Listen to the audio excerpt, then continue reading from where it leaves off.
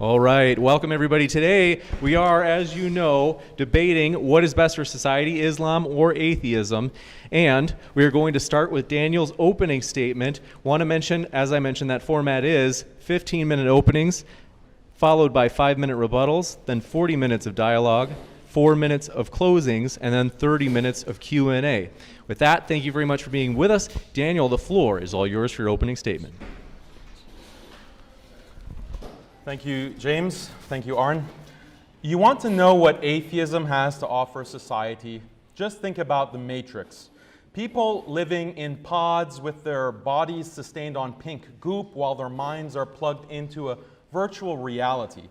That is literally the kind of future world leaders are now considering for the human population. Leaders at Davos, the World Economic Forum, the World Governance Summit, and elsewhere are openly talking about their plans for the future, and it's quite dark. Have you heard of the expression, get in the pod and eat the bugs? That is basically the kind of future that they have been working towards step by step, where individuals live in small personal living units or pods and entertain themselves with a steady dose of Marvel movies, video games, and pornography, not to mention antidepressants. This might sound far-fetched, but a huge percentage of the world population today already lives like that. In the largest urban centers around the world, people are living by themselves in their apartments, no significant other, no children, no family. Their only social connections are the ones they have online. They work from home alone, eat at home alone, and pleasure themselves at home alone. This is atheism's vision for society. Most atheists won't admit this, but this is nothing more than self-delusion. An atheistic worldview has dominated the modern world, and these are the results. It's clear as day that this is what an atheistic worldview produces. I'll tell you why. First of all, atheism says that the only objective truth is scientific truth. This automatically means that religion and traditional, biologically rooted morality are out the window. What do I mean by traditional, biologically rooted morality? Traditional biologically rooted morality says that there are certain objective and immutable values that are embedded in human nature. There is the sanctity of marriage and family, the value of community, devotion to God, and the sanctity of the human body. Atheism says that's all garbage. There's nothing sacred about marriage. If you want to fornicate every day of your life, go for it. If you want to be romantically involved with 5 people at a time, 10 people at a time, maybe throw some animals and some inanimate objects into the mix, no problem. Love is love. As long as you have 100% freedom to pleasure yourself, that's all that matters. And every taboo is just some nonsense religious zealots made up to keep you from having fun. Atheists also believe that family is nonsense. Sure, family is okay as long as they're supportive, but if your mom is being a pain, forget her. Your dad being a jerk, throw him in the nursing home. Your grandparents, uncles, and aunts don't support your personal freedom, that just means they're toxic and you have to cut them out of your life. As for children, who has time to raise a bunch of leeches that suck so much of your time and your energy and do nothing other than get in the way of you pursuing your dreams? Atheism says the same thing about community. Community is great, but only as long as you're getting what you want out of it. As soon as a community places some kind of responsibility on your shoulders that conflicts with your desires, then it's time to throw them in the trash and find another group who will accept you for who you are. Now, when it comes to religion, God, of course, is nothing but a fiction, according to atheists. But even if God were real and 100% proved by science, atheists would still think that's a drag to have to worship God and have religious duties. Why can't God just let us enjoy life and have fun? Finally, atheism attacks the sanctity of the human body. If you want to cover yourself in tattoos, why not? If it makes you happy to get piercings all over, why not? If you want to get surgery to change your gender, why not? If you want to cut off your limbs, get fin implants and live like a dolphin, why not? There are literally no limits. You'll notice that when it comes to all these things, atheism says the most important thing is fulfilling your individual desires. That is the key to happiness. And as soon as anything conflicts with your desires, that thing needs to be cut out. So this is how atheism destroys traditional, biologically rooted morality. Traditional morality says, no, sometimes marriage comes first, sometimes family comes first, community and God come first. Sometimes you can't have what you want. Sometimes you can't be free to live your life however you want to live it. Traditional morality restricts individual choice and imposes moral duties on people whether they like it or not. This is actually one of the main problems atheists have with religion and traditional cultures in general. The thing is, telling people that all that matters is satisfying your personal pleasures, getting that hit of dopamine and enjoying life to the max, that makes people more willing to prefer living life in a pod. Through technological advancement, the pod can fulfill your every desire. Want to travel the world and meet women? Virtual reality can make your wildest fantasies come true. Want to taste the finest culinary delicacies? Synthetic food technologies can deliver treats to titillate your every taste bud. Want to get the perfect high and experience euphoria? Deep brain stimulation technology can induce as much bliss as you want. And the best part about all this, you get it all right in your pod. Atheism has conditioned people to crave this kind of future. This is because atheism destroys traditional morality and programs people to put their personal desires above all else. The political and social culture then accommodates this psychology. In the past, people could be motivated by appealing to traditional values, appealing to God and the afterlife. But all that is off the table due to atheism. As society becomes more atheistic, telling people, do this because it is your duty to God, to your family, to your country, that doesn't motivate people anymore. You can only motivate them by telling them, do this because you'll be able to go on that vacation, you'll get to enjoy this new experience, you'll get to have fun with the latest gadget. People are only motivated by the pursuit of personal pleasure. Politicians and governments recognize this, so their political agenda increasingly revolves around promising more and more pleasure, fulfillment, more and more freedom, fewer and fewer duties. Of course, this freedom is not political freedom in the sense that people can choose the kind of society they want or the kind of future they want on a societal level. It's only the freedom to enjoy more and more personal pleasures. The way these secular governments give people what they want is through liquidating traditional values and producing new technologies. Governments say you can have sex with whoever or whatever you want, you have the freedom to change your gender, you have the freedom to blaspheme against God, you have no obligations towards your parents or your spouse, you don't want kids, no problem. There's full reproductive choice. If you do have a kid, don't worry. Here are all kinds of daycare and schooling programs so that little brat won't hinder your pursuit of happiness. These policies aim to maximize individual happiness by absolving us of our duties to others. The result is extreme individualism. When you prioritize your personal desires over your relationships, those relationships die out. This is exactly why the institution of marriage is on the brink of complete collapse. Even non-marital romantic relationships are going the way of the dinosaur, as all developed countries face an incel crisis. Birth rates and family size are plummeting. Community and religion have collapsed. Atheism has created masses of individuals who are desperately alone but don't feel like it because technologies keep the dopamine flowing. Whether it's antidepressants, drugs, social media, video games, pornography, everything at the tip of your fingers, just constant stimulation. For all intents and purposes, people are plugged into pleasure machines which sap any last motivation they might have had to pursue meaning and reality. The kind of meaning and reality that atheism is constantly telling you is a figment of your imagination and nothing more than a byproduct of mindless evolutionary forces. So yes, let's place the blame for this imminent dystopia at the feet of atheism, because frankly, that's where it belongs. Get in the pod and eat the bugs. That, in summary, is atheism's contribution to society. And guess what? None of us have a choice in any of this. Atheism is authoritarian. If you don't like what's happening, that just means you're an extremist. Technological progress is inevitable, and you will have no choice in adopting it. When the seatbelt was invented, did they ask you whether or not you wanted to be forced to wear it by law? Of course not. Your choice is irrelevant. It's for your own good. It's for the greater good. That's what makes your choice irrelevant. What happens when they perfect the artificial womb? Once the artificial womb is reliable, natural pregnancy will likely be made illegal. Why?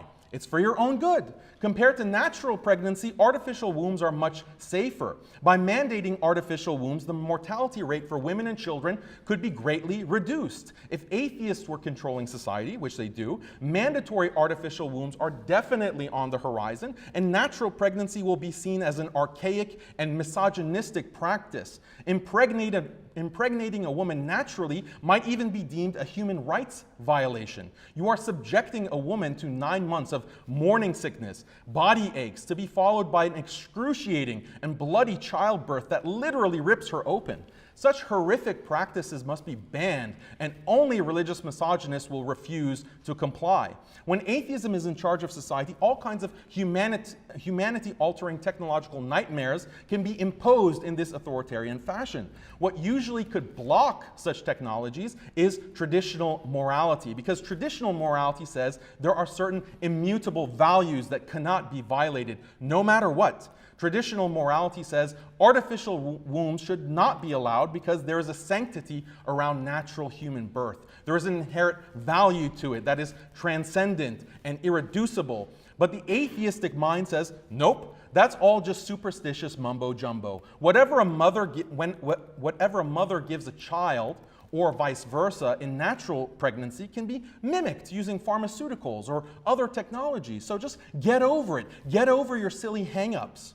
This same logic is used for every new technological innovation, no matter how drastically that technology distorts human life. This is why, as long as atheism dominates society, the personal pleasure pod is inevitable. As long as the goal is to maximize personal happiness through technological innovation, the pod is inevitable. Now, you might be skeptical that we really are headed toward this Matrix-like dystopia, but just look at the country of China, a staunchly atheistic nation. The personal pod is already a reality there. Millions live in tiny windowless apartments by themselves in major cities like Beijing. What is even more concerning is the Chinese social credit system, which ensures full compliance from the population. The same technologies that give you the pleasure machines also facilitate complete surveillance of all your communications, your movements, even your biology down to the cellular level. This is done through satellites, harvesting social media data, turning your phone into a tracking device, and constant medical examinations involving scans and testing, as we saw during the COVID pandemic.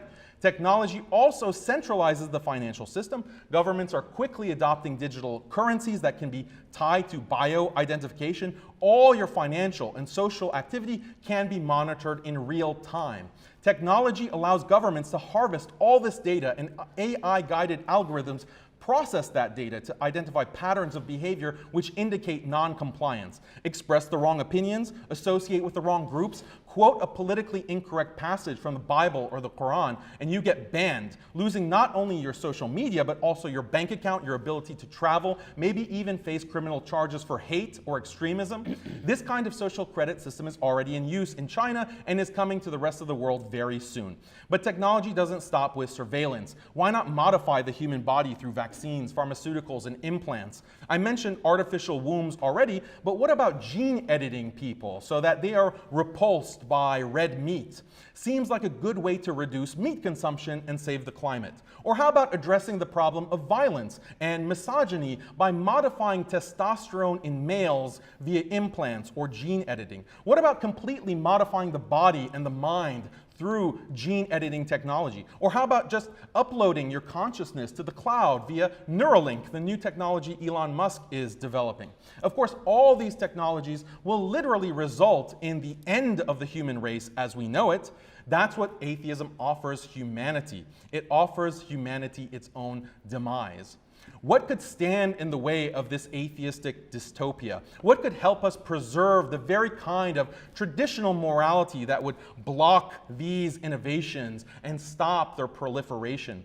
What could help us preserve the kind of life that cherishes deep, biologically rooted human values like marriage, family, community, God, and the human race itself? Islam as a complete way of life does exactly this. And this is why Islam is far and away superior choice for society. You care about having a loving, healthy marriage, having a loving family, surrounding yourself with parents, children, grandparents, a community that gives you a sense of belonging, a sense of heritage and culture. You care about a higher purpose and the belief that existence is more than just atoms randomly knocking into each other. You believe the human race is something special. The human race deserves to be preserved, that deserves to persist. Then, if that describes you, Islam protects all of these things. Atheism, however, destroys all of it and makes you want to live in a pod. Thank you very much for that opening, Daniel. We're going to kick it over to Aron Ra for his opening as well. Thank you so much for being with us, Aron. The floor is all yours. Thank you, and thank you, Daniel, for, I thought we were going to be debating something of substance, but instead Mr. Haqiqatjou, is that the correct pronunciation, has given us a dystopian fantasy of exceptional paranoia, painting an imaginary world with virtually no connection to reality, ignoring all of our humanity. If there was a God, we wouldn't have to worship it. No being worthy of worship would ever want to be worshipped. The question is, which is better for society, atheism or Islam? And the question should be whether we should make believe in any religion, but we're just going to pretend that those other religions don't exist. Again, I know a lot of pastors in Texas would want to debate me on whether atheism is better than Christianity, again, ignoring all the other religions because they think theirs is special. And like many natural-born Texans, which I believe Mr. Haqiqatjou is, he is politically confused. I've seen him say that the political left and right are both wings of the same cancer, as if it's possible for a society to exist without any politics at all. And no human collective is, any human collective is necessarily going to have politics. The larger the group, the greater the need for it. To agree on how to protect everyone's interests fairly, to cohabitate productively, there has to be some expectation of conduct leading to an adherence of customs, norms, and ultimately laws. That requires politics. And in any collective, there will be those who advocate sharing resources to take care of everyone as contrasted with the others who are only interested in their own ambitions. And this is one way we can characterize the left versus right. But the more important issue, especially in this debate, is the other axis, perpendicular to that, between authoritarian and libertarian. That oft-ignored axis is the one that matters most here, where whichever end you're on either allows you to do as you will or commands you to do as you're told. Haqiqatjou and I would have to argue from opposite ends of that scale because he is advocating for the imposition of a faith-based belief system with required beliefs and prohibited beliefs, whereas I am arguing for free thought. The word atheism simply means without theism, without a God belief. Put another way, it is simply not being fooled into believing unsupported assertions of impossible nonsense for no good reason. It's not a religion itself, nor even a belief, so much as a lack of either. I understand that some proponents of communism have tried to suppress or eliminate religion, but we also know that when Joseph Stalin tried that a century ago, he saw that it didn't work. So he switched tactics and employed the Russian Orthodox Church to promote communism for him through their community outreach. You can't demand that everyone be entirely rational, and to promote communism the way they did wasn't rational anyway. It was evil because it was authoritarian, the worst type of society that is, and that is exactly what Mr. Haqiqatjou is arguing for. Because he's not offering the freedom to believe in Islam if you like. You already have that right. Instead, he wants to impose it upon you so that you have to believe that, so that you have to declare faith, and you have to talk to yourself 5 times a day, pretending as if God can hear you. And you have to do that in full prostration where everyone can see you, because Islam is the religion George Orwell warned us about. Religion always was the imposition of authoritarianism that the Soviet Union once tried to be. But as the famous atheist Carl Sagan pointed out, arguments from authority are worthless. He also said that the suppression of uncomfortable ideas may be common in religion or in politics, but it's not the path to knowledge, and there's no place for it in the endeavor of science. So what we would call an atheist society is one that is largely or predominantly not religious. That only means that we have secularism, where social activities as well as legislation are not based on religion. I've often said that if you cite religion as your sole justification for any action or policy, then you still haven't given a reason for it. You need something more than faith. You need a real explanation. So what makes a good society? Most explanations I've seen yet list what we would call left-wing policies, and I think they're correct, but let's be objective, staying out of politics for a moment to deal with this particular question. Let's look at something more mainstream. Forbes magazine has a list of the top 10 best societies in the world, starting with Germany, Netherlands, UK, France, Japan, Australia, Canada, and South Korea. Contrary to what you may have heard from some self-deluded patriots out there, the USA is not number one. We haven't been for a long time, not since the encroachment of the religious right, which Barry Goldwater warned us about some 60 years ago. We have since fallen from the pinnacle position, but we're still at least in the top 10, if only just barely. We're number 9, just above Taiwan, which, like the US, also has laws and policies to protect freedom of thought, conscience, and religion, as well as freedom of expression, assembly, and association, something Islamic countries do not have. The U.S. is just below South Korea. Their government maintains a better legal separation of church and state than we have, thanks to the impeachable justices making the majority of our now extreme, no longer Supreme Court. But otherwise, they're like us in that despite that secular divide, South Korean politicians may personally advocate or endorse Christianity just like our politicians blindly do. Likewise, Australians may be irritated by a few religious legislators in their government, but the populace is protected by Section 116 of their Constitution, which keeps church and state separate. Because every time religion has ever had rule over law, the result has been a violation of human rights. The way to ruin any society is to make it theocratic. Every one of the top 10 best societies in the world is considered secular. Even Germany, inasmuch as it is not founded on a specific religious ideology of its own, and also because it does not identify as a particular religion to the exclusion of all others. The UK may have integrated church with state at its founding, but British society has since become one of the most secularized in the world, where irreligion is prevalent, meaning that atheists account for a significant portion of the population, if not the majority, compared to devout practice of any other faith. France, too, once a very religious country until the Revolution, France now declares itself to be an indivisible, secular, democratic, and social republic, guaranteeing that all citizens, regardless of their origin, race, or religion, are treated as equals before the law and respecting of all religious beliefs. All good things, but I've seen interviews where Mr. Haqiqatjou has objected to all of that. But, as Forbes put it, of all factors that make a society great, 2 stand out: economic opportunity and quality of life, both of which require freedom, equality, and secularism, all of which my opponent is against. He is against everything that makes a society good. If society is defined as an aggregate of people living together in a more or less ordered community, then we don't have to rely on Forbes. We could look at another list of the top 10 best countries to live in, because they're all looking at economic opportunity and quality of life in addition to national health care and other benefits of those societies. Since there is no final authority on which ones are best, I found 10 different lists from different sources, each claiming to be the top 10 best countries in the world to live in for 2022. And I'll share the links to all of them when I have the opportunity to do so. I compared all 10 lists to make sure they were different countries or in a different order, to make sure that it wasn't just the same list being repeated. And I then made my own top 10 from them, from the ones that come up again and again. For example, Switzerland, Sweden, and Canada appeared on 9 of the 10 lists, followed by Germany, Australia, and Denmark with 8 out of 10. Norway was on 7 of 10.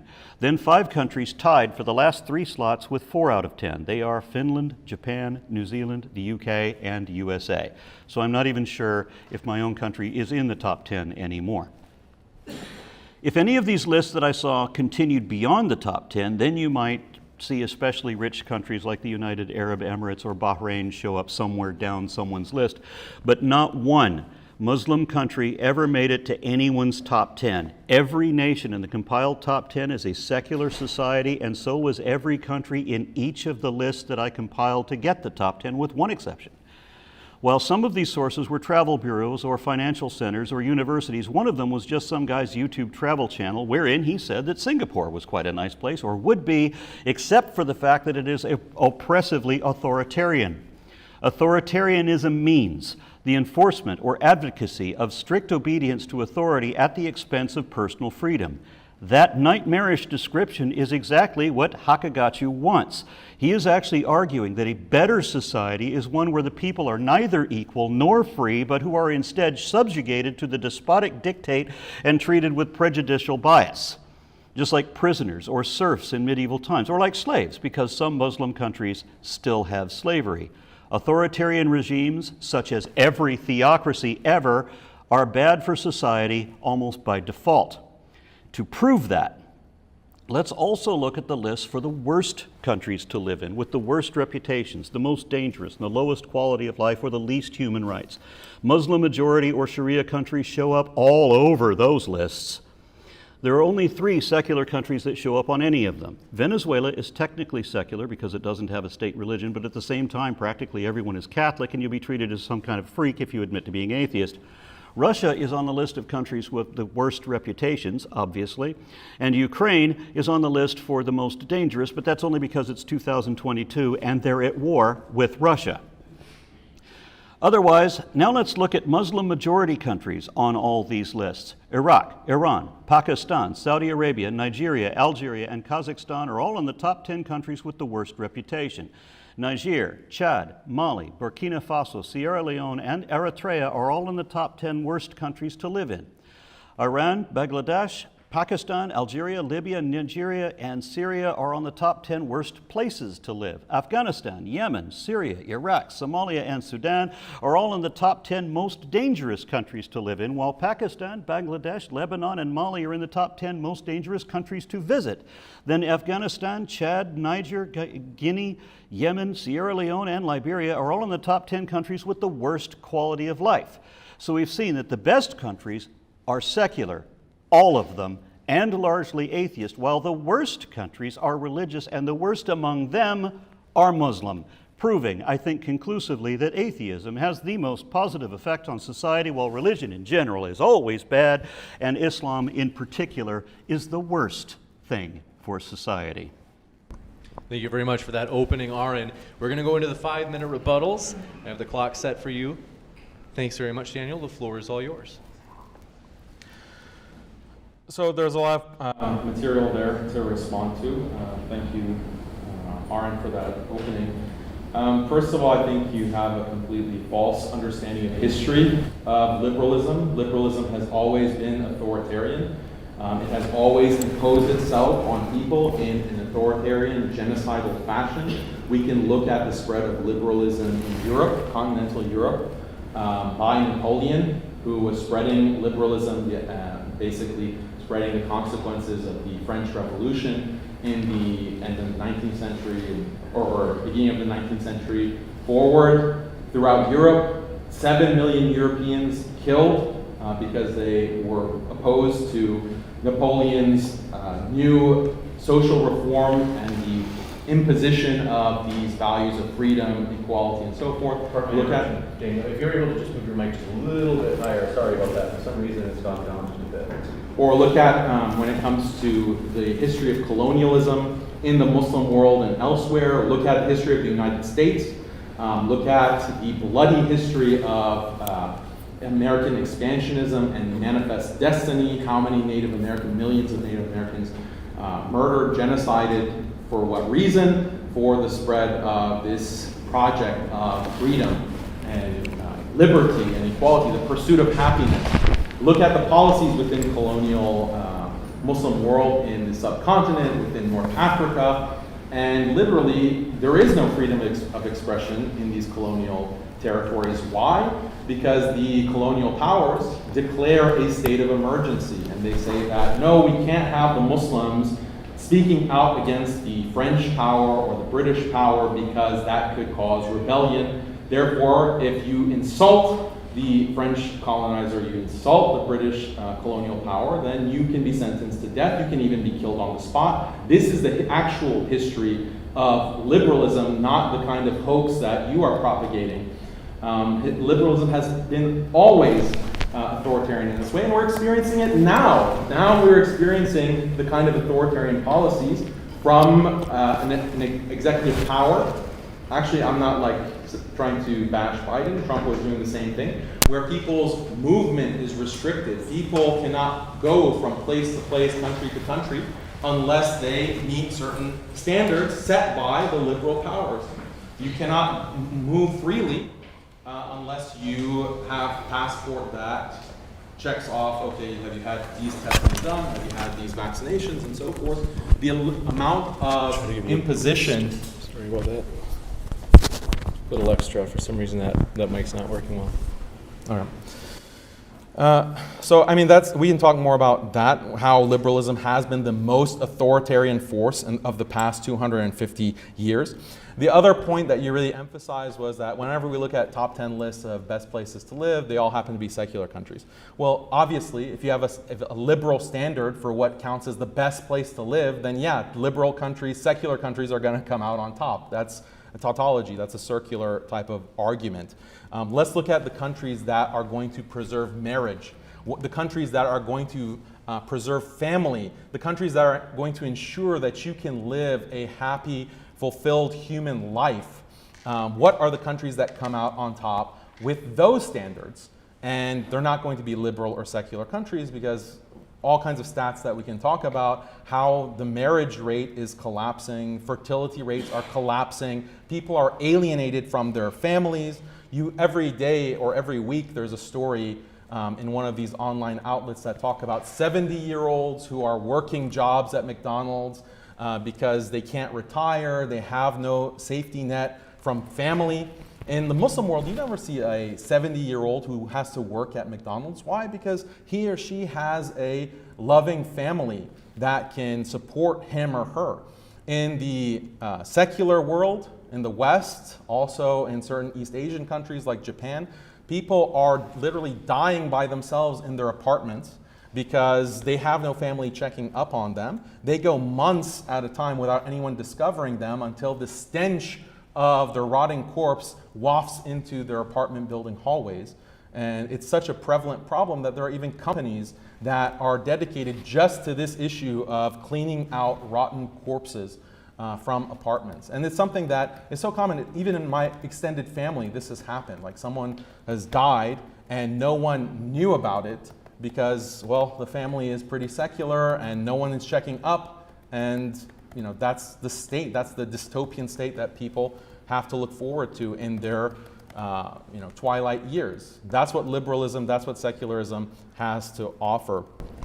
So yeah, is that Actually, I'll give you an extra 30 seconds just because of that audio blunder on my part. Go ahead, another 30 seconds. Yeah, so that's basically what I want to respond to, is that we have to define what makes life valuable. And you're saying that freedom, equality, liberty, these are values. I never said that those are bad values. I just think that there's a balance that is needed. You need a balance between liberty and equality, these freedom of choice, autonomy. I never said that those should be rejected out of hand.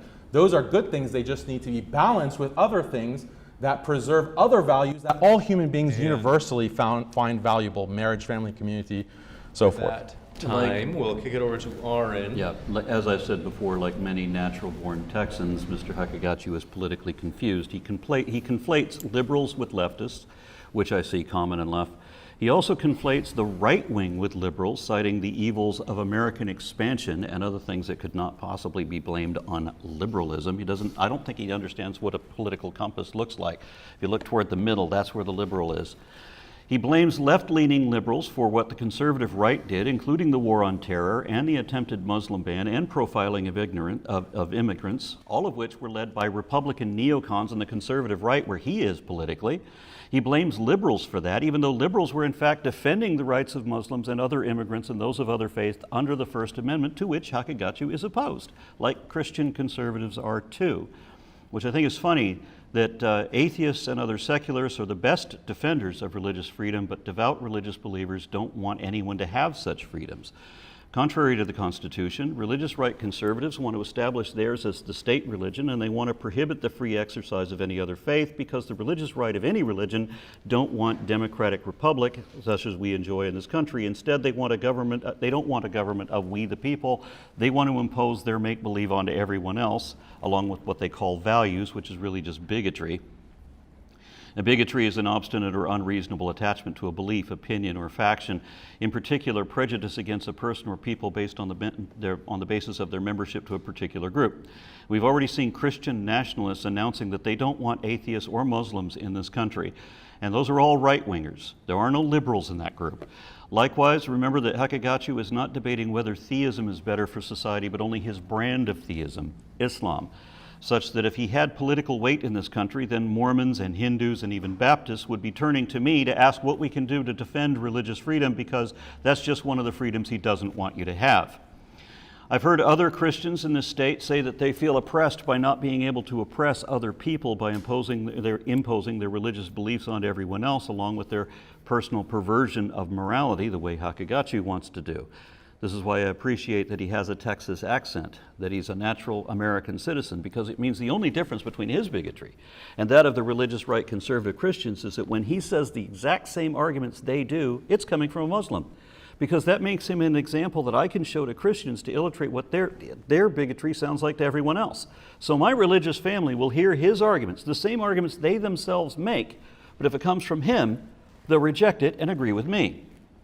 Typical right-wing Christians will often argue that the patriarchy doesn't even exist anymore. There's no need for feminism now that women have equal rights in this country, until they hear Haqiqatjou saying that no, they don't, and no, they shouldn't even have it.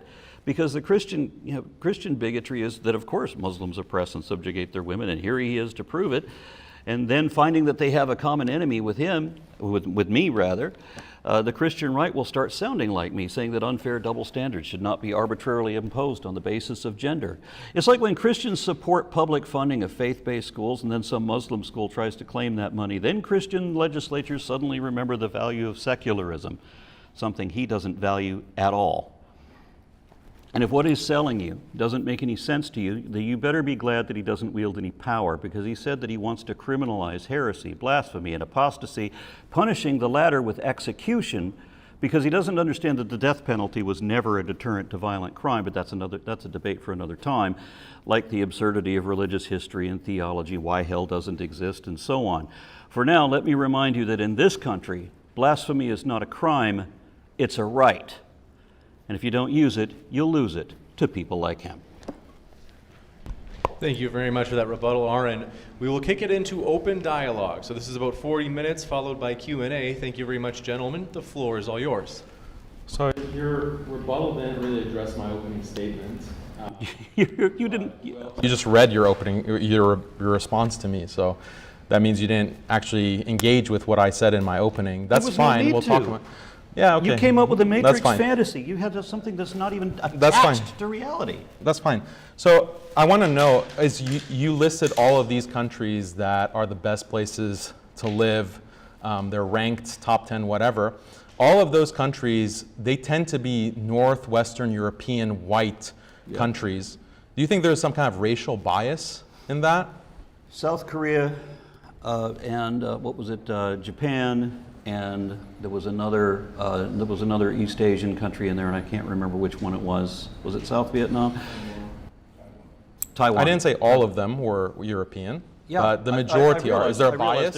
There was an imbalance. Do you think that's racist? I don't know.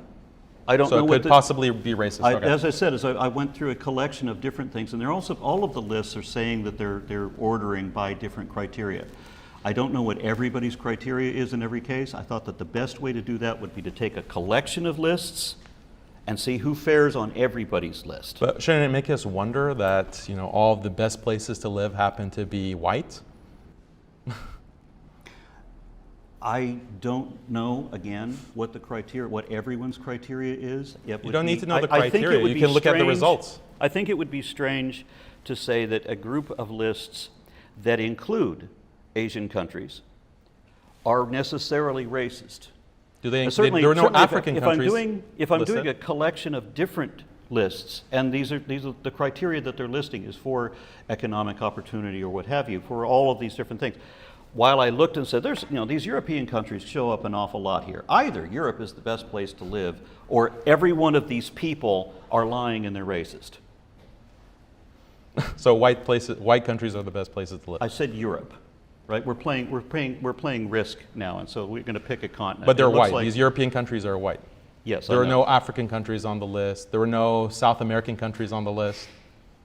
Yeah, and we understand. We don't need to systemic know the reasons. criteria. Like if we can see a predominantly white group of CEOs. They're all white. There's not a single African or a single woman or a single whatever on that group. Wouldn't you say that that is not representative of the human race?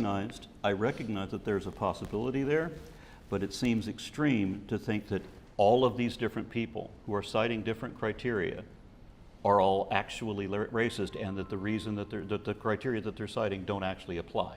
I think it's a little bit paranoid to say that every one of these lists are racist, that all of these people compiling these lists Well, are they're racist. certainly not representative of the human race. The thing And is as I that said, when the list your continues- criticism of Islam, criticism of Islam doesn't really, you're saying all these Muslim countries rank at the bottom, but there are plenty of African countries that are not Muslim, Latin American countries, Eastern European countries, East Asian countries that also rank very low. They're also, many of them are secular.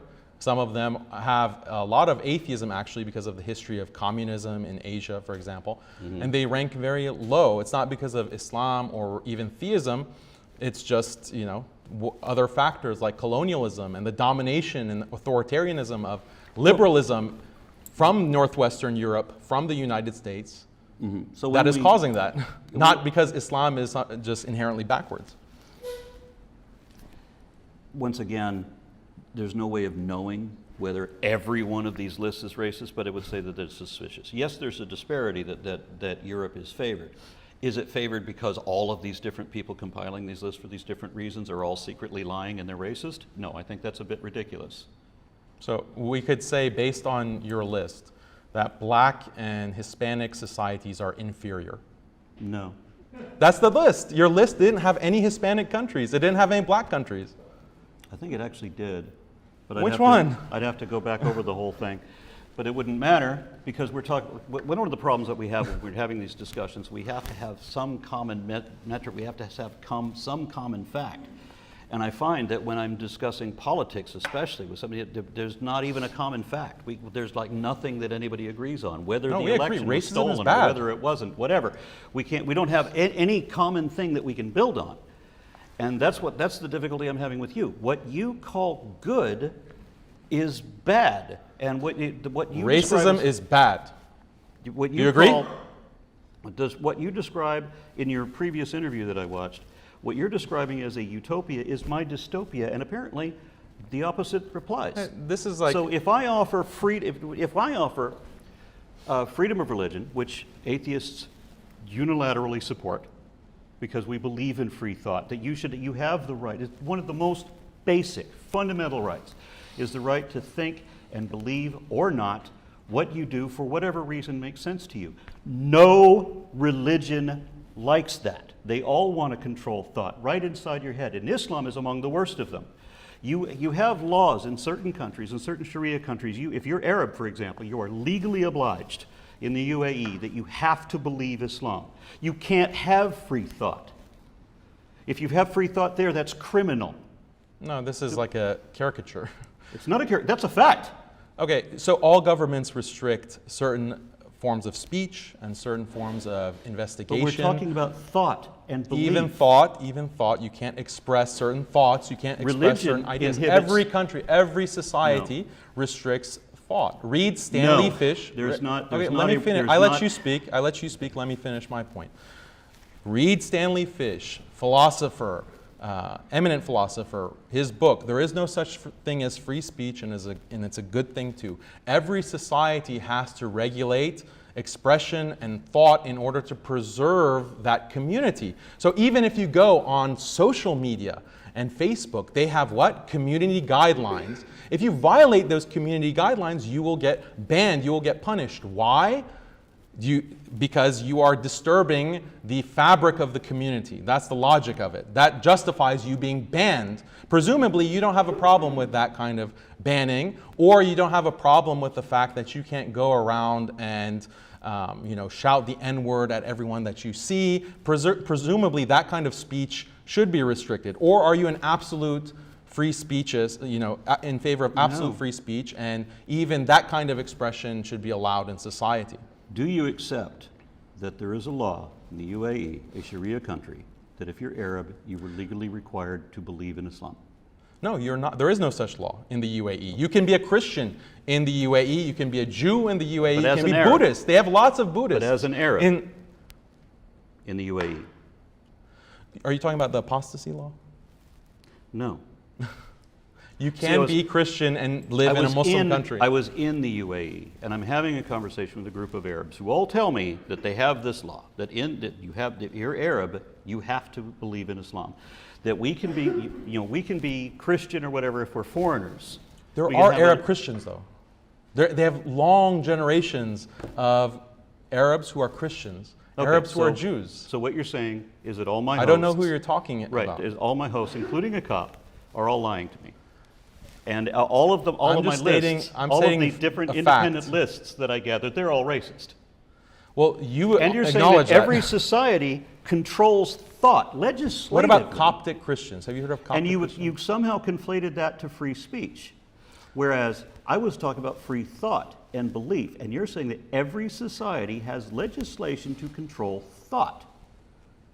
Now, apart from the example I gave, which you denied, give me an example of a nation that controls thought. So, which Muslim country can actually scan your mind to determine what thoughts you have? I'm sorry, I forgot. I was asking tell- the guy who explain thinks it. we're headed for the Matrix. Explain it. Which society can scan your thoughts to control what thoughts that you have? Thoughts are expressed through speech. It's the same. There's no distinction between free thought and free speech. Yes.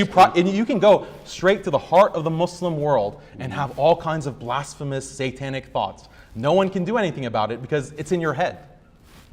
But okay, so There's no distinction between free thought and free speech. But So you're again, not- so this what you're issue saying of is you're not allowed to racism, express this at all.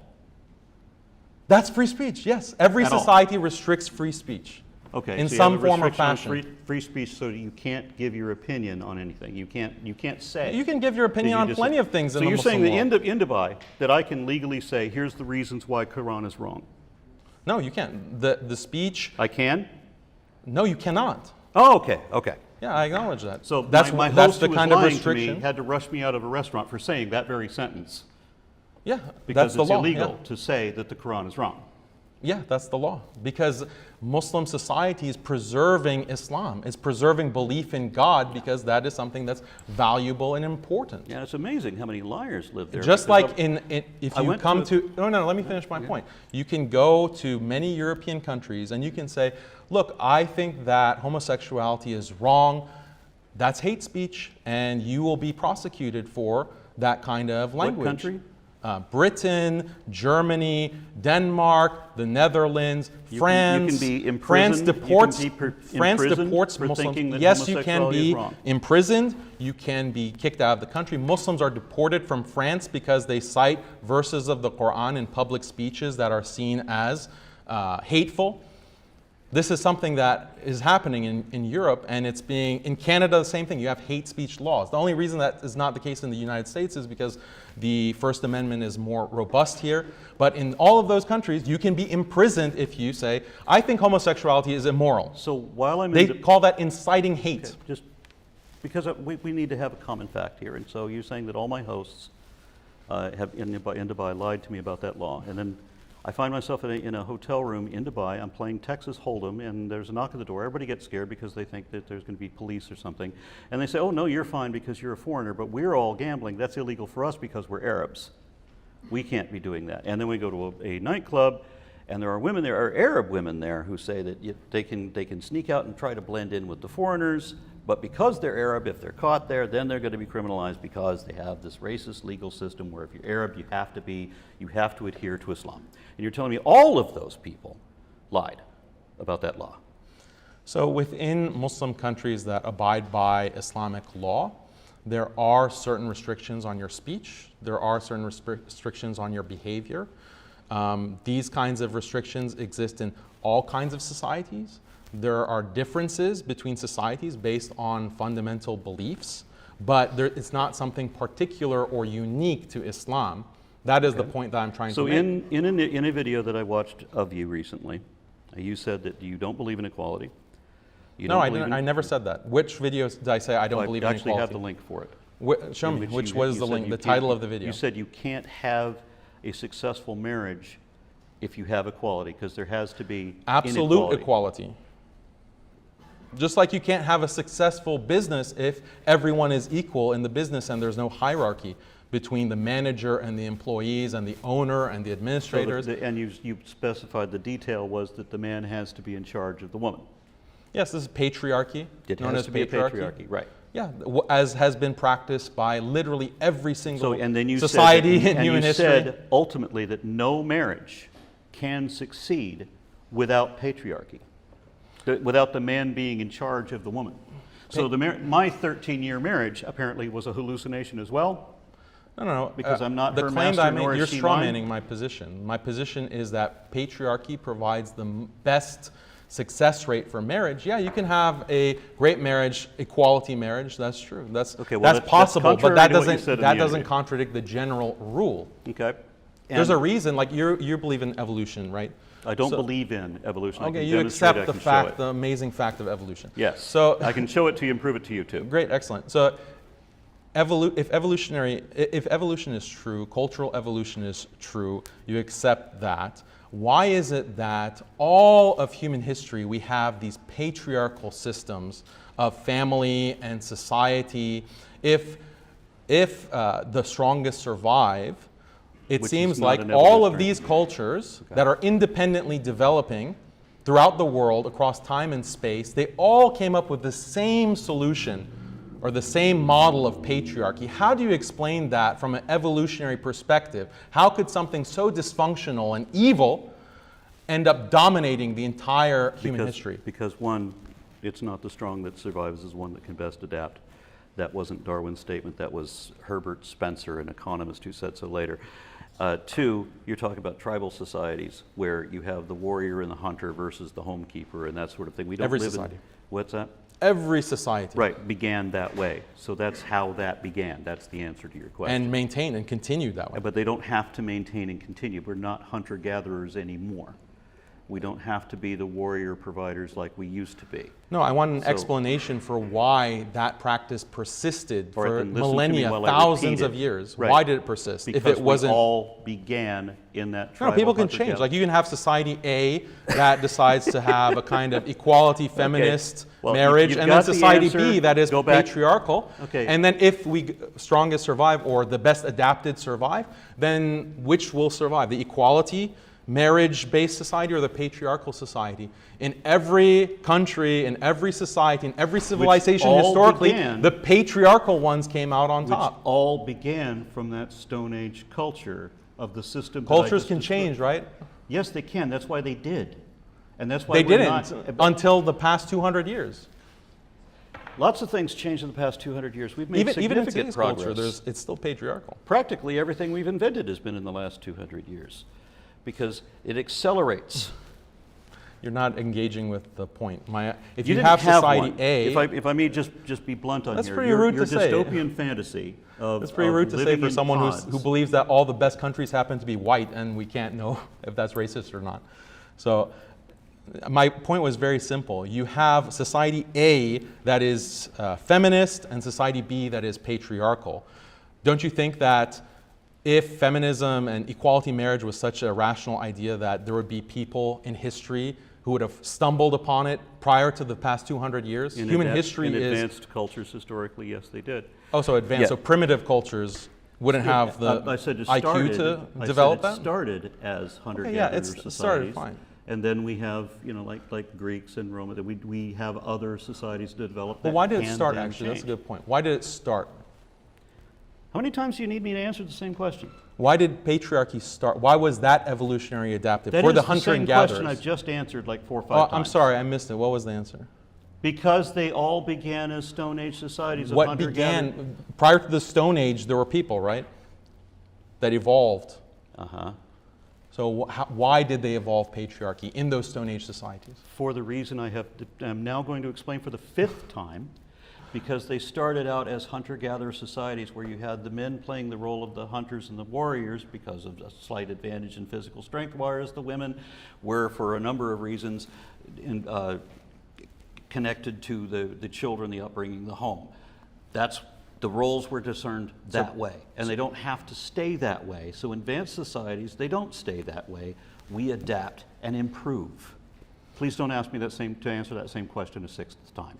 So these advanced societies happen to be, like which countries developed equality marriage? It happened to be, guess what, white countries. It happened to be the Northwestern European countries that developed feminist. Yes, it is. No, it isn't. Historically. No, it isn't.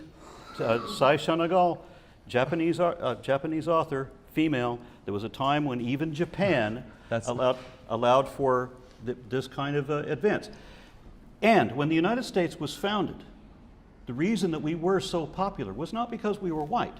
The reason that we were so popular was because we were the first secular nation in the world. We were the first meritocracy, where it didn't matter about the caste system in India. It didn't matter about the Huguenots versus the Catholics or any of that religious nonsense going on back home. You could come over here and then those religious laws no longer apply. It no longer mattered whether you had a religion or what religion it was. Religion didn't rule. We had secular law, and that was hugely attractive. That made the melting pot of the United States. That attracted people from every country. So why did whites come across this brilliant idea? Is it because we were racist? No. What is it? I want your explanation from you. Like, why is it the whites that developed this kind of amazing secularism and equality marriage? You said earlier that it's advanced societies, advanced civilizations that figure out that marriage should be all about equality. Yeah. No, Japan has not had any kind of equality marriage. It's a highly patriarchal society. In the current day Japanese parliament, there's only 2 women, and they're not allowed to talk. I know. So tell me about patriarchy being abolished supposedly by whites in Europe and in America. What makes whites better able to discover these amazing truths of equality? I didn't say that. I said that around 1200 or so, Japan was more egalitarian than it is now. And they have since reverted. I'm sorry if that doesn't fit the ill painting that you're trying to paint here. Just like your opening statement with your dystopian nightmare about things that were never going to happen, about what atheists do that no atheist does and never did. We offer free thought. We offer freedom of religion. And while we do not offer absolute freedom of speech, we allow freedom of speech. And the thing we are most against. It's a lie. Excuse me? What free thought? I said already, if you say in certain Western, the most secular atheistic European societies, if you say homosexuality is immoral, if you misgender someone, you can be put in prison. Literally, you can be fined. Are you opposed to those kinds of restrictions on speech? You're going to have to show me that. Are you opposed to that if that's the case? Where if you misgender someone, or if you say that I disagree with homosexuality or homosexuality is wrong, that's going to put you in prison? You disagree with that? I would need to see proof of that, because I don't believe you. No, there are hate speech laws in the UK. For example, last year there was a Muslim woman who went on the street and was saying homosexuality is a sin. This is Sodom and Gomorrah. Society is going to be destroyed by God. She was arrested for hate speech. She was fined for hate speech. This is something very common. Okay. Even posting on social media in the EU. You can be prosecuted for statements that you make on Twitter or Facebook that violate hate speech laws. If you're ignorant about these laws and you're focused on America, fine. But even Canada in the north, they have similar laws. If you this was the whole controversy with Jordan Peterson. He was going contrary to the law by saying that I am not going to be forced to use someone's preferred pronouns. That's the whole controversy with Jordan Peterson. Why? Because Canadian law has been changed to prosecute or to make that illegal to misgender people. So the debate we're supposed to be doing on which would be better for society, I, as an atheist, am advocating for free thought, and you're telling me that I'm not. You're telling me that I'm lying. No, I'm saying that you have a fantasy understanding that's not based in reality. You said that liberalism was always authoritarian. It is not. I'm in the anti-authoritarian left quadrant of the political compass, which you really should look up at some point. So we are not always authoritarian. Most of us, in fact, are not. If you take a poll of the entirety of the country, if everybody did the study, they would realize that most of the population actually leans libertarian left where I am. So that was a false statement. We do not support authoritarianism. We are not advocating for an atheist society would not mean an authoritarian society, whereas an Islamic society would. So you are trying to paint something on me that is not going to fit. I am countering you. Now, you want to talk about something that's going to make society good.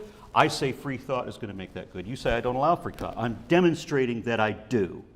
So you think that Holocaust denial should be allowed in Europe? I don't know what to say about Europe because I can't prove to you on the fly what laws actually exist. Should it be legal or not? It's a simple question. I live in a country where stupidity reigns. Okay, so you're proving that you're not a free speech absolutist. You do think certain I ideas did already should be tell you. restricted. I did certain already ideas tell you. should be restricted. I did already You just tell draw you. the lines. Hello? You're interrupting me. You just talk for 5 minutes. I let you speak. Don't interrupt, man. You're extremely rude. You've done nothing but monologue. I just want to jump in. So, Yeah, I gave you your chance to talk for 5 minutes to give your speech, so this is my response And then to I that. didn't. I asked you a question, and you said that you couldn't answer whether Holocaust denial should be legal or illegal. That is not what I said. indicates should be legal or illegal. I said I can't speak for the laws in Europe because I don't know what the laws are in Europe. In the abstract. Abstract. And then I didn't get to answer because you then asked me another question as another distraction. Because to you paint can't the old answer a picture simple again. question. In the abstract, forget about Europe, forget about the laws of any particular country. Should Holocaust denial be legal or not? As I was trying to answer when you interrupted the answer to ask yet another question, yes, I think that in the country that I live in, stupidity reigns, right? People get to say all kinds of stupid things. Now, I'm not a free speech absolutist because you do have to be responsible for the things that you say. But whether people say stupid things, sure. We just watched Herschel Walker talk about a vampire movie as part of his campaign speech. I saw Marjorie Taylor Greene say they don't teach us in history about how in the ice ages they had to pay taxes to heat up the planet and melt the ice. People say that these are the people running for office and they're that damn dumb. Yeah, you can't make a law against stupid. You can't make a law against hate. You can make a law when it's going to lead to violence. Because you do have to have some That's level what people argue. They say that Holocaust denial leads to violence. They say saying that homosexuality is immoral leads to I would have violence. to see the evidence and hear the argument and make an informed decision. But I'm not if gonna it, go- if it is proven that it does increase violence, then you would I'm be not fine going with to make a banning judgment it. without the information. But in principle, you would be okay with banning certain types of speech because they could potentially lead to violence if the statistical data prove that out. It has to be a realistic expectation. Not, I want to get back to the debate, not the opening statement Yeah, you well, made about blaspheming living against in God pods. in the UAE or in a Muslim society can increase violence towards Muslims. It has potential, right? So if the science shows Once again, that it has to be- blaspheming against Islam, Once again, it has to let have a me realistic finish. probability. Let me finish my hypothesis here, or my suggestion. If you have a Muslim country and there's someone like you in that Muslim country blaspheming against God, saying that Islam is just a delusion, that could potentially inspire people to rebel against the government, or it could inspire people to commit acts of hatred against Muslims. If the statistics showed that that kind of blasphemy increased the rate of violence, would you be in favor of blasphemy laws to restrict blasphemy? I am not in favor of blasphemy laws, and I know that you are because I saw the interview wherein you said that you would criminalize blasphemy as a death sentence. So you would execute people for realizing that they can no longer buy into this bullshit. Yeah, just like the liberal colonial governments executed Muslims for I disagreeing have to with wonder what liberal means government. to you, because you think Liberal means the pursuit of maximum freedom and maximum equality. Thomas Jefferson was a liberal. Donald Trump is a liberal in that philosophical sense. I'm not talking about leftism versus right wing. Well, I'm I know talking there's about like liberalism as a concept, I a know there's like philosophical 3 or concept. 4 different definitions. No. No, there really are. Maximizing freedom and equality. There really are 3 or 4 different definitions. One is that liberalism is leftism. That was what I thought you were using before. And that liberalism is left-leaning, where the political compass puts it in the center. And there's another one that says that it favors socialism as a means to communism because they're going off Marxist theory. I get that there are a number of different definitions, and some of them conflate leftist and liberal. But I'm not accepting that American expansionism was liberalism. That's Thomas not something Jefferson is not liberalism did. is George Washington a liberal? Is the Constitution of the United If States some- a liberal something document? the entirety of the United States does, I wouldn't say that that's the fault Is the of pursuit of life, liberty, and happiness a liberal doctrine? I'm talking about liberalism in the philosophical sense, not in the terms of left-wing or right-wing politics.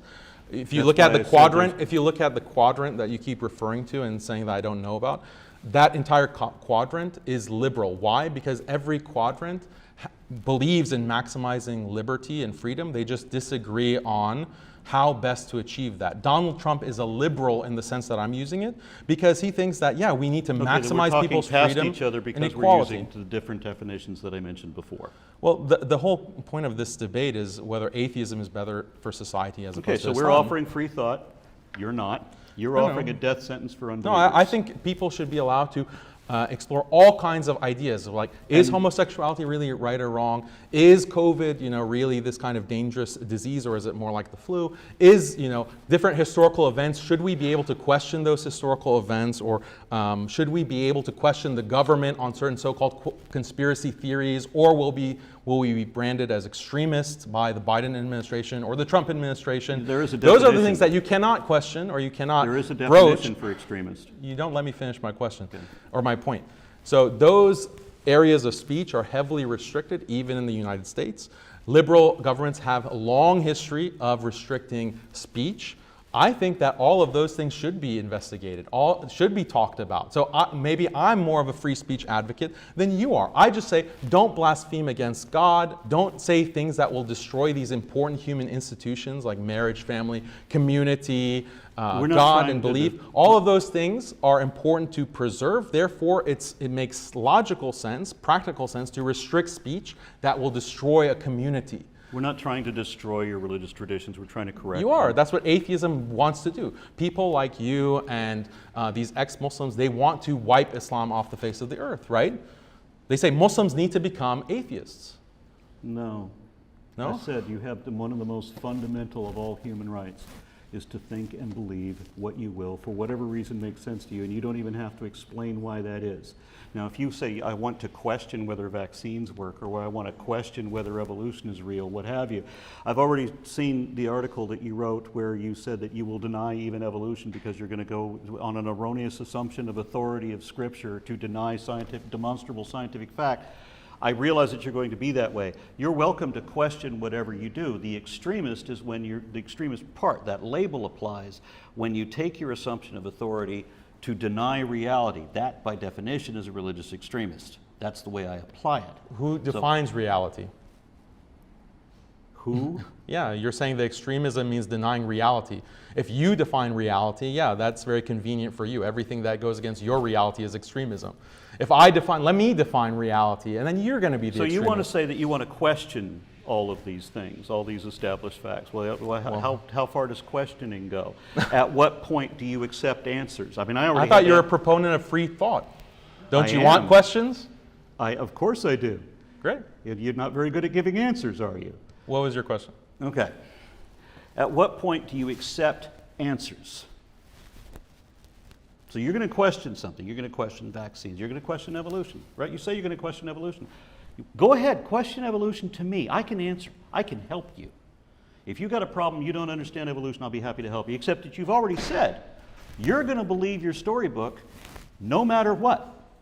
Doesn't matter. I could show you evolution happening in real time with a time machine. It wouldn't matter. You're going to believe the storybook. The people who want So there's a the difference liberal between questioning. proponents, the liberal proponents of restricting speech say that certain kinds of speech lead to hatred and violence, and that's what justifies restricting it.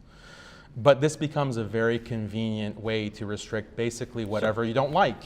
So if you're gay in a Muslim country, and you, Literally just a week ago or 2 weeks ago, Biden said that if you question election results, that makes you an extremist. You don't believe in democracy, and you could face criminal charges. You could be put on a watch list because you question election results. The logic that liberals give, again, if Donald Trump were the president, he could say the same thing. The logic that they give is this kind of questioning of democracy leads to violence, and therefore we have to restrict it. It demonstrably did lead to violence, and that was an issue. So you think that it should be illegal to question election results? No, I don't, as I keep repeatedly explaining. A little slow on the uptake. So, on the point of the debate about which is which is going to give us more, right? You're talking about Islam, which is going to kill you for apostasy and kill you if you admit to being gay. You're saying you advocate free speech, but obviously not in those cases and many other cases. But you're going to say that you're the free speech advocate, and that I, the anti-authoritarian, am the authoritarian, and that I, the one who is strongly advocating for free speech and freedom of religion, I'm the one who's trying to shut you down, and that I want us to live in pods and eat bugs. So that was the problem. The reason I didn't address your opening argument is because it's an utter fantasy. There's no reality to it. Do you think there's a problem with people living in pods? Do you think do you have an objection to gene editing? Do you want to live in a pod? No, don't you have answer the right the question to with live in a a pod question. if you want to. Do you think that, so imagine this scenario. You have this gene editing technology and you can use it to increase the IQ of a child in the womb to 300, increase industriousness so that a person can work 20 hours a day and not get tired. This kind of gene editing technology, do you think that... Fan of Gattaca, are you? Right. Would that be something that we should promote or prohibit, according to atheism? The discussion was on the matter of consent, right? So I don't know what the issue with consent would be in gene editing cases for humans. Well, they would say that if we don't make it mandatory for everyone, then there'll be these gigantic inequalities. Or I don't China. know who they China, are. We're talking about the atheistic secular authorities of these countries. Or China develops this kind of gene editing technology, which they're on the cusp of doing, by the way. So if and you let me finish the scenario. And they actually start without consent, editing the genes of the next generation, making them into these like super productive citizens of the Chinese state. In that situation, the United States or Europe or any other country has no choice but to make that mandatory as well. Why? Because China's GDP will shoot up, their economic power will become so great that they can easily take over the rest of the world. And this is exactly what happened with colonialism. Liberal powers developed all kinds of technologies that the rest of the world didn't have, that allowed Western liberal powers to dominate the globe. And we're still living under that kind of dominance, actually. So your argument then is that atheism is bad because science can be misused, and so we should make believe in something else That's instead. a caricature of my argument. Okay, The so what opening is statement- the advantage then? We have science. We have my arguments, which have nothing to do with your opening statement at all. I mean, violently opposed to every bit of it. We have humanity, we have families, we have familiar connections. We want to improve some things that you are not ready to fix, and that's your problem, not mine. So that's not part of your dystopia. So what is the advantage of believing something that isn't evidently true?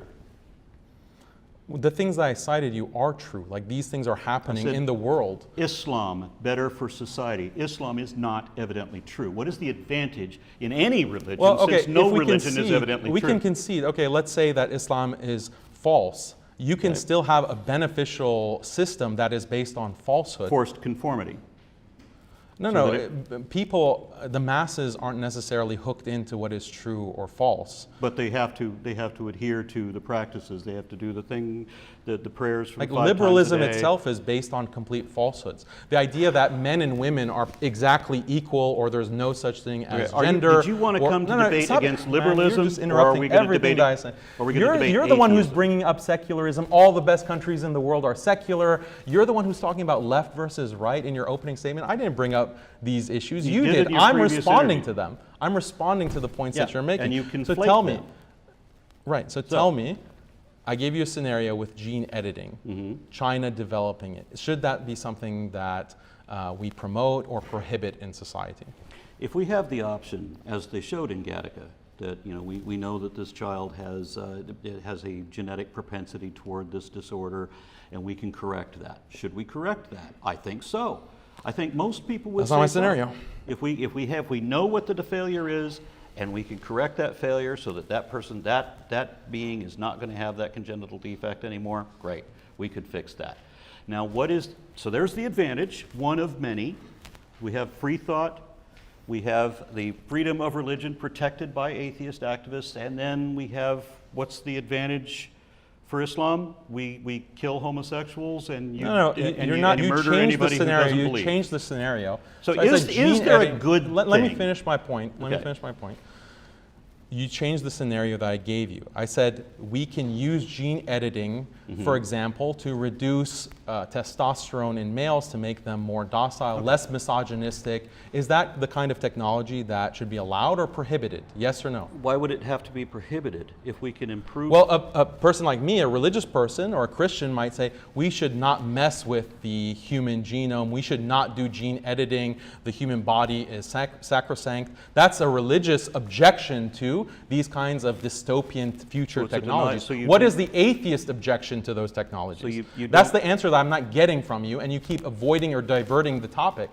Give me a reason on the basis of atheism to prohibit or block these kinds of technologies. Why would, once again, why would I want to prohibit medical science from improving a child that would have otherwise been born No, we're with not talking about a congenital child who has defect? defects. We're talking about any fetus, no defects. Okay, so Can why you would I use want the to- technology to Okay. change that fetus, to take away certain undesirable traits or improve certain desirable traits like industriousness, IQ, take Because- out aggression, take out maybe even like, Because people are not livestock? why? Huh? Why not?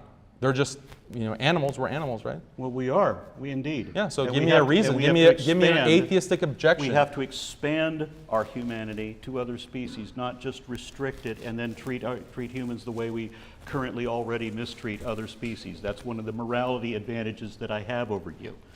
So now, what is the advantage? The argument is this: atheism, not believing things that are not evidently true. Islam, believing things that are not evidently true for no Wait, good since reason. you know everything that's evidently true, tell me if that kind of technology should be prohibited or not. Once again, I wouldn't prohibit the technology. How many times do I got to answer the same question? Now let's get to my answer. I ask you again, what do you bring to the table? Atheism means Islam we believe brings we accept what's preservation. real. We don't make ourselves believe things that are not real. What You Islam brings to want the table- society to believe things that are not real. Where's the advantage? I'll just stick to the example of gene editing. What Islam brings to the table is preserving the human being and preventing the kind of gene editing that is going to, down the line, completely eliminate the human race. That's what Islam provides. That's the difference. Islam provides. The problem with you is you don't even understand how this is horrific, that you basically said, oh, we can allow the technology. You say it so nonchalantly. Like, that is horrific to many people. The technology that you are talking about misusing also has a practical application that I described. There's no reason to prohibit something that will cure a congenital defect. You want to deny medical science the ability to cure the congenital defect. And No, you think, that's a and straw you man. think that is it. No, that's not. That's a That's straw exactly man. what you said. And you think that that's the advantage of what believing a false story So having high provides. testosterone is a congenital defect? I'm sorry, what? Having high testosterone is a congenital defect? Why would you say that? What about low IQ? Having like sub 100 IQ, is that a I congenital gave you defect? the answer to That's the the que- scenario that I'm talking about. Okay, so you're talking about misusing science. Should we prohibit misusing Okay, so science? misuse of Using technology that can also be used to help people not have congenital defects. I would prefer a society So you where want a I law- would prefer a society where some people have congenital defects, as opposed to a society that is wiping out the human race because you've edited the genome into something completely different. so we both agree I would that's not prefer going to the happen congenital defect because society. I don't promote misuse of science, but I will promote the existence decides of the what's misuse? technology. The existence of the technology that can also not be misused, but be used properly to cure congenital defects. Now, Stop us. We actually are at the point at which we have to go into the closing statements, just because otherwise we're going to be bumping into the Q&A. Okay. Can we just continue? Let's just continue. no, I got to you hear want- your closing statement. After hearing how distorted Yeah, your after opening hearing was, your nonsense, I got to hear your I think we closing. have to get the closing statement too. I agree. We're going to, Daniel, start for the opening, so Daniel will have your closing statement first. The floor is all yours. Wait, why me? I went first in the opening. I thought it was the opposite. Yeah, we hadn't talked about this. So, do you have a preference, both sides? Are you okay, Aron? I don't really need a closing statement. I'll give you this, maybe 1 minute in a closing statement. So atheism means we accept what's real. We don't make ourselves believe things that are not evidently true. I don't see an advantage to believing things that are not evidently true. That's called lying. So there's no reason to do that. He's advocating that it would be better for society to believe things that are not evidently true. Specific things that also have implications such as death to apostates and homosexuals in some cases. So he's talking about a forced conformity that I think is dystopian. My utopia, his dystopia, vice versa. And I don't think Islam ever brought anything to the table, not anything we want. You got it. And Daniel, the floor is yours for your 4-minute vote. Yeah, so I think that Aron has a completely hoax understanding of liberalism and the history of liberalism. He's completely ignorant about colonialism. He's ignorant about the liberal policies within Europe and within America. He doesn't experience any kind of authoritarian measures from these liberal governments, liberal in the philosophical sense, because he himself is a liberal. That's why he doesn't experience the totalitarian nature of liberalism. But any theist, any person who actually values traditional life, values marriage, values family, values community, values God, this is a hellscape that we're living in, and it's getting worse and worse and worse. He makes these very childish claims about free speech, and then when I ask him about Holocaust denial, he waffles and he can't make up his mind. I point out that all of these countries do have restrictions on freedom, as seen historically and in the present. He's not conversant with any of that history or those kinds of political facts. He asks, what does Islam provide humanity? That's what the debate was about. What is better for society? I gave an entire opening statement about how Islam blocks the technologies that are going to literally wipe out the human race, the technologies that are going to put us into this dystopia, living in the pod. It's already happening. We can look at a city like New York City, we can look at Beijing, we can look at San Francisco. People are already living in the pods. And this is a dystopia. Every normal person will see that and will think, I don't want that for myself, I don't want that for my children, but that is an impending reality. And Aron wasn't conversant with any of that. I'm saying that Islam and a commitment to these kinds of values, like the value of being a human being, the value of marriage and family and community, that's what blocks that dystopia from taking us over. But if your ethic and your morality and your worldview is just based on maximizing personal pleasure, well, if that's what you want to do, who's to stop you? We should all be free and happy and live the way that we want. That kind of logic, step by step, will take you to the pod. That is exactly what is happening. And you have philosophers, atheist philosophers, by the way, like Yuval Harari, saying that, yeah, most of humanity in the future, because of AI and automation, most of society is useless. They'll just have to entertain themselves through drugs and through pornography and video games. That's the solution for the majority of society, because humanity is useless.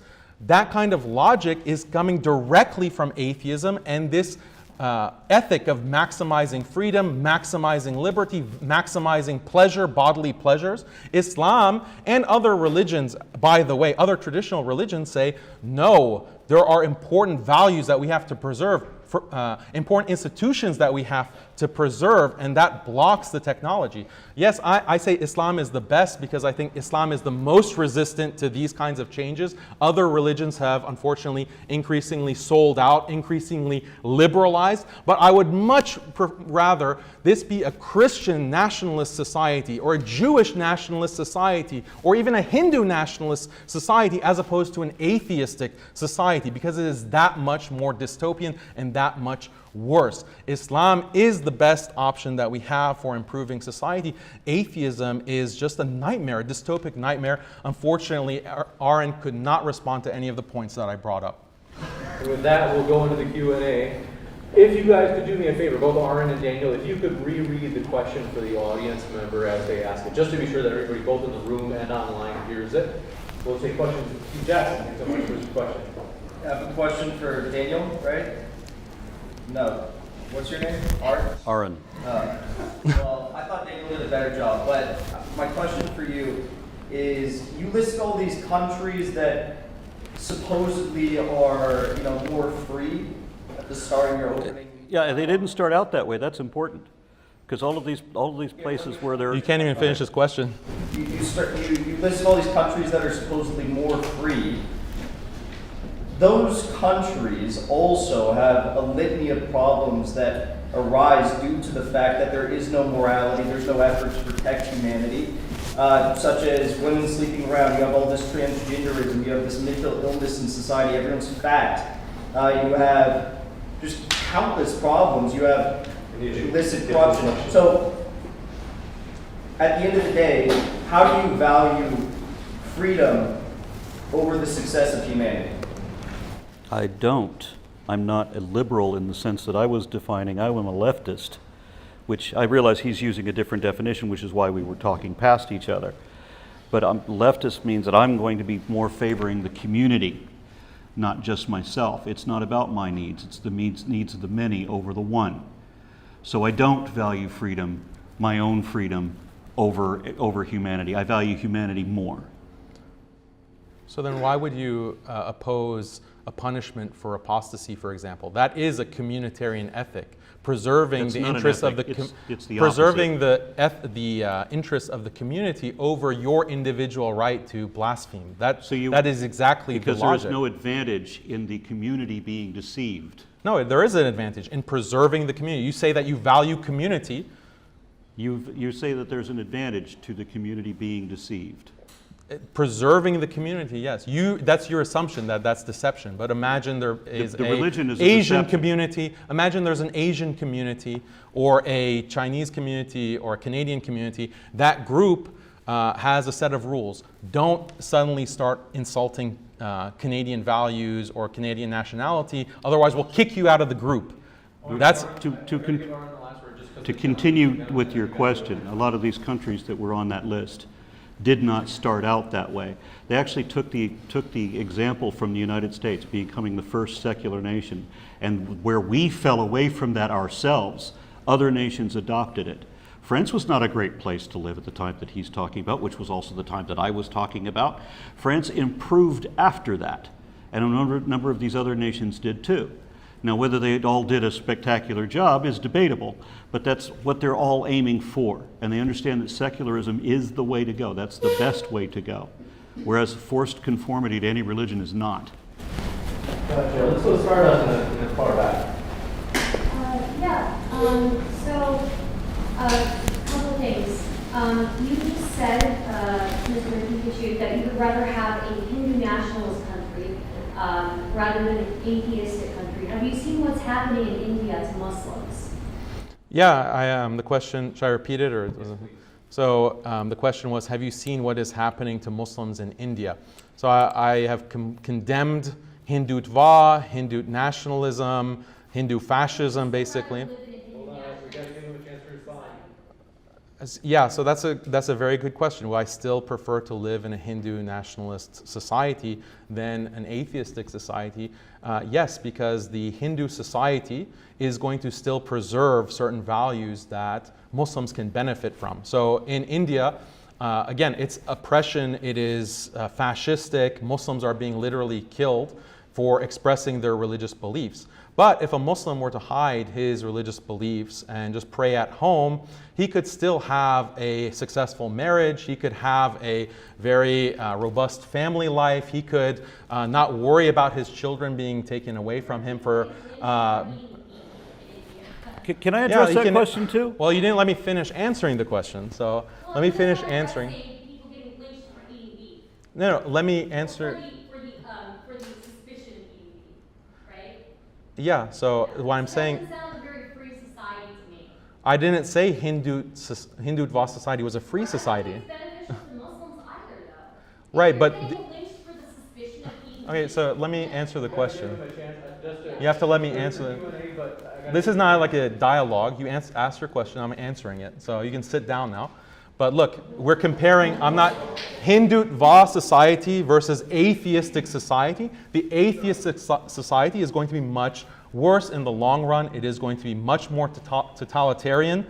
China is the model that we're seeing right now, and that's being rolled out to European society, American society as well. That vision of the future, get in the pod and eat the bugs, that is objectively worse than a highly oppressive, highly totalitarian Hindu society, Hindutva society. That society is still better in the sense that it will do better in preserving other values. I'm not promoting Hindutva, I'm not promoting that kind of society. It's still objectively better than the kind of society that atheism produces. And That's one question, come on. yeah, I want to address that too, because the event that you're talking about happened when I happened to be in India myself.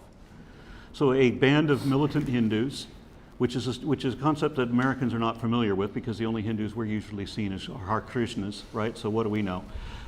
I go to India, and that's when I find out that Hindus are militant. And there's a band of them have busted into this guy's house. They dragged a Muslim outside, killed him for eating beef, when in fact he was eating chicken. Problem with that. Several problems with that. One is it's a religiously motivated crime. All of those people walked because India has a law that if you commit a crime motivated by religion, then you cannot be prosecuted for it. In an atheist society, that's just dumb. And we wouldn't have allowed that. That would still be illegal. Everything about that would be illegal. The busting into his house, if he had been eating beef, it wouldn't have mattered. Because we have religious freedom. We have secularism, which is this wonderful thing you should find out about. It's completely Can I get the opposite last of word in everything on that that? you want to talk about. So the last word on that is, guess what? They are trying to limit the eating of beef within secular societies. Don't you know that cow farts are going to destroy the earth? So we have to stop people from eating beef and introduce synthetic beef or synthetic meat so that people can consume that and basically limit or completely X out the eating of cows, because the future of the human race depends on it. The same kind of restrictions are being rolled out within secular society that you love so much. What you're talking about is a problem of having 8 billion people on the planet. You have to be very efficient with your food production. Last word. I hate doing this to you. It's just that the Stardust gave him the initial challenge, and so I want to give him at least the last word in response to you, Aron, and then we got to go to a question right behind me. And so, yeah, I mean, the other thing about, Okay, 8 billion people on the planet. You got to be very efficient with your with your food production and with your energy production. We have to, and we're just not very efficient. Yes, we could be more efficient if we cut out beef, but that's not meaning that we're going to criminalize somebody for eating a cow.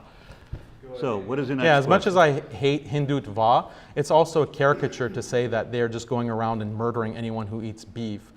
There are cases of lynchings like that, and it's deplorable, and I denounce it in the strongest terms. But also Indian law and the kind of law that they have in that society does not make killing Muslims for eating beef. That's not actually something that is representative of Hindu national legal system. We got to give other people a chance to go ahead with your question. Yeah, thanks. This is Aron, right? Yes. Okay. In reference to the list you provided, the ones that are, like, for example, the worst or most violent countries, how much of that would we attribute to things like colonialism or climate change versus religion? No, I'd accept that that's probably significant, especially with a lot of the countries that are in Africa. It may not just be that they happen to be Muslim majority countries, because there are the other ones that there was a lot of Christian majority countries on those lists too. And in the case of the African continent in particular, I would suspect that a lot of that was due to long-term subjugation from Europe for quite a long time. So I understand the systemic problems to keep the people of that continent down, more so than other continents we could talk about. Yeah, but the point that I'll just make is that basically invalidates the entire opening statement that you gave.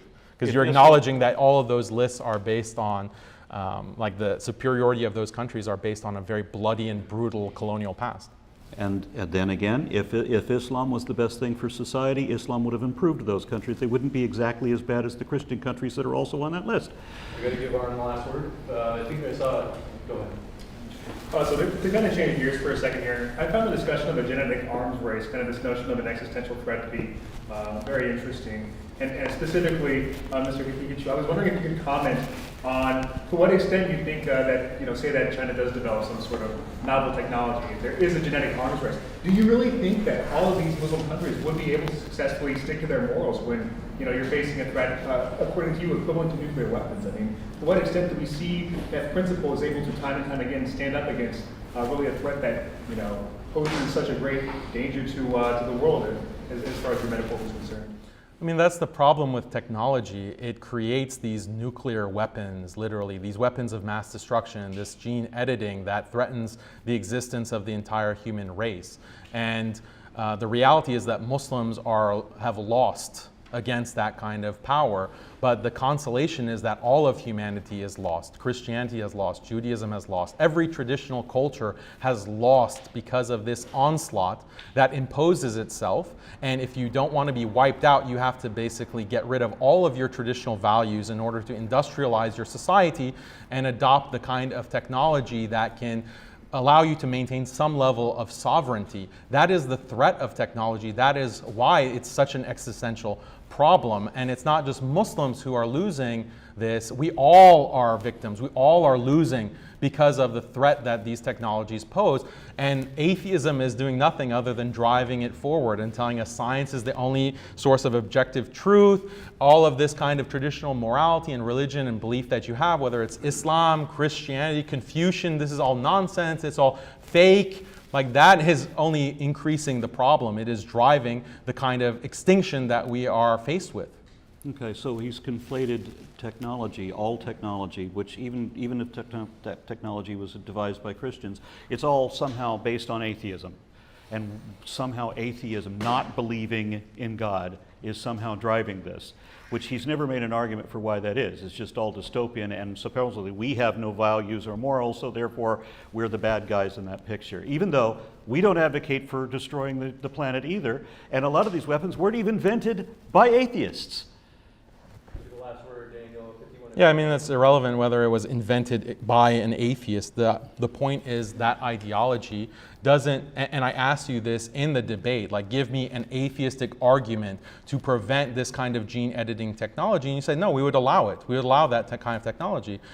Presumably, you would allow people to develop all kinds of technologies based on the principle of free choice without understanding the consequence down the line, what that can be used for.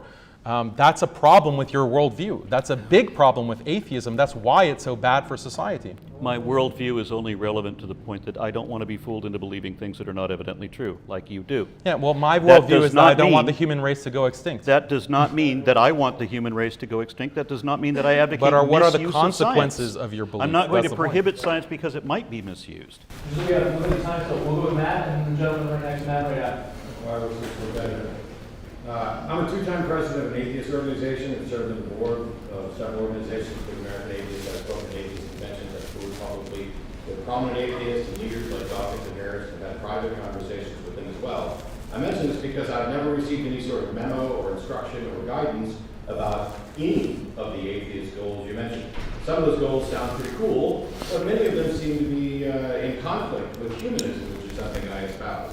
So my question is, what do I need to do to finally get access to the Atheist Inner Circle secret plan that you seem to have uncovered so that I can help them fix it? Yeah, you just need to go to the World Economic Forum. You need to go to Davos. You need to go to all of these forums of power. Go to all of these forums of power that are dominating society on a secular basis. I don't know if you got the memo, but secular powers are ruling the globe right now. They're secular. They're not ruling on the basis of religion. So these kinds of policies and plans that they openly speak about and roll out, this is on the basis of secularism. It's not religion that is guiding those kinds of policies. And maybe you're not very well read, but if you look at some of these atheistic philosophers like Yuval Harari, you can see exactly, or Klaus Schwab, you can see exactly the kind of plans that they have for the human race. Unfortunately, people like Richard Dawkins aren't really clued into a lot of these realities, so maybe you need to find better atheist friends. Yeah, you hear that, Matt? Richard Dawkins is not elite enough for the atheists. No, I said he's not smart enough. That's what I said. He's not smart. He's not getting invited to these conferences of world power. That's And the you difference. are. No, atheists, other atheists are. What was the question? All right, so I have a question for the gentleman on my right. Do you think that by any chance that list of countries that you said was racist could just be that way simply because the countries at the bottom are victims of imperialism and the countries at the top aren't? So countries at the bottom have a lower standard of living while also having less civil rights towards citizens. That's exactly what I believe. That's the reason that those countries are at the bottom of these lists is because they have been the victims. Let me answer your question, please. Let me answer your question. The reason that those countries are at the bottom of the list is because they're victims of the humanist, liberal, secular, colonial powers, neo-imperial powers that have dominated them for the past 250 years. That is the explanation. The challenge was to Aron because his claim was that these countries are the best because they are secular. Well, guess what? There are plenty of African countries that are secular. There are plenty of South American, Eastern European countries that are secular, but they're at the bottom tier. Secularism apparently didn't help them get to the level of prosperity that we find in America and Europe. What is the explanation for that? Aron had no explanation, and he fumbled when I asked him if it's racist to consider that all the best societies to live in are these white European countries. He didn't have an answer to that, but that was a problem for his view, not my view. Yeah, the explanation that I gave that. Yeah, I did answer your question. I say, yes, it is because of imperialism. Yes, it is because of colonialism. Does that make the list racist? Yes, because imperialism is racist. Imperialism dominated non-whites. Imperialism and colonialism is racist. Yes, bingo, you got it. Go ahead, gentleman, standing there. Right here. Yep. So I have a question for Aron here. So I can speak to the experience in Europe because I lived there for almost 3 years. Italy has, in the entirety of Italy, has 8 mosques for a population of Muslims that's about like over 1.5 million. Yeah, Italy didn't make any top 10 list, by the way, I noted. 2,200 mosques in France and 1,500 mosques in UK with comparable populations. In Vicenza, where I lived, the place where Muslims have to worship is in the industrial district next to a bunch of factories and a strip club. This year, France's parliament voted 160 to 143 to ban Muslim women from wearing hijab in sports events, and if you wear hijab as a schoolgirl in France, the school board is going to talk to you. They'll have a problem with that. French police will shut down masjids for having gender segregation. They'll literally burst in and arrest the leaders of those organizations. New minarets have been banned in Switzerland since 2009. You can't build a minaret on your mosque. And this year, the Sweden Education Ministry has started an initiative to close down or reduce the number of Islamic schools in the country, specifically Islamic schools, not Jewish or any other type of religious school. I gotta press you to ask. So the question is, if y'all care so much about free thought in your secular worldview, why is that all of your model secular countries that you mentioned in Western Europe make such a habit out of discriminating against our worldview? It could be that the statement made by a number of imams toward the Islamification of Europe, because they did broadcast that in a number of places. I've even seen video of presentations done in Norway and a number of other places where they have these huge gatherings where they're talking about the Islamification of Europe, and that, I suspect, is going to be a reaction to those threats, where they said that within 10 or 20 years that Europe was going to be a Muslim continent. Is that a problem? If European societies become Muslims, as they are in North? I'm saying that that's a reaction. I'm not saying it's justified. Yeah, I'm asking you, why is it a habit of your model secular countries in Western and Northern Europe to discriminate against Muslims if supposedly y'all care so much about free thought, as you stated? Because Christianity isn't a threat anymore. And Islam is a threat? They see, as I said, they see it as if they were reacting, which is what I suspect they're doing, they're reacting to a deliberate threat that was made that they're going to be Islamified within 20 years. And I suspect that these countries are reacting that way. I'm not saying it's justified, that's just what I think is happening, because it's the first I've heard of it. And that's my gut response to it. So his question was, why is the far right, who sees Islam as a threat and immigration as a threat, why is the far right so dominant in all of these best countries to live in that you listed, in Western Europe and in the Nordic countries, for example. That's his question. You're just restating his point without answering the question. He asked why they were criminalizing Islam and not Christianity. He didn't say anything. No, he's asking about why are they criminalizing Islam. He didn't say anything about Christianity. He didn't say anything about the far right. Yeah, but that's what he's describing. It's the far right that's criminalizing Islam. Banning the hijab, banning minarets, banning mosques. Okay. Is the far right atheist? Yeah, many of them are. Many of them actually are. Yeah, they're really not. No. In Europe they are. In Europe they are. I have met in my life 3 right-wing atheists. And I'm on the board of directors for American The people who are most Atheists. rabidly against Islam are the atheists. They're the most rabidly against Islam. They're the most in favor of banning mosques, the most in favor of banning hijab. They're the most in favor of restricting Muslim rights. That's really interesting. Because They're atheists. Why? Because they view Islam as a threat. That's really interesting because I'm hearing all the time about how I, as an atheist, am showing favoritism to Muslims. Why don't I attack Muslims? Why am I always attacking Christians? Why do you atheists favor the Muslims so much? Thank you for being the one person to say that that's not happening, because everybody else is criticizing me for attacking you, or for not attacking you. I mean, you're saying that there's a European reaction against Islam. I said that's my suspicion. That's the only thing I can so think of. Europe is also cracking down against anti-Semitism. So you think there's a Jewish threat? Why do you have to put words in that obviously aren't I'm there? just following your logic, bro. No, you're not. And for Daniel, okay, so earlier in your opening statement, you talked about values like family and community, and I thought you were onto something. And I sort of lost you when we got into maybe a conversation of ethics regarding modification of genes and that kind of stuff. But what values would you say that are globally positive, globally good for our society that are exclusively delivered through Islam? Or even through religion? I asked that question. I asked that very question. He was not conversant in that and could not provide an answer. I did provide an answer multiple times. In my closing, I provided an answer. Said that Islam is the most resistant to the liberalization force. And the values that I promoted throughout my opening statement are universal values.